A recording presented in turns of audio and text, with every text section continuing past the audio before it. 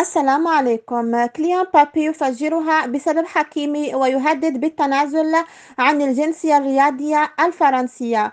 خرجت مجموعة من المنابر الإعلامية وحسابات المؤثرين المغاربة والفرنسيين يؤكدون أن اللاعب الدولي الفرنسي كليان بابي قد هدد السلطات الفرنسية بالتنازل عن جنسيته الرياضية الفرنسية إذا تم اعتقال صديقه وزميله في الفريق أشرف حكيمي، مؤكدا أن حكيمي بريء وعلى أنه الشخص الوحيد الذي يعرف حكيمي حق المعرفة ويعرف أخلاقه.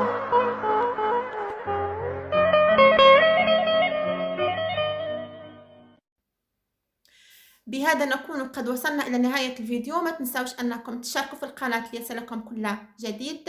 إلى فيديو قادم إن شاء الله. سلام عليكم.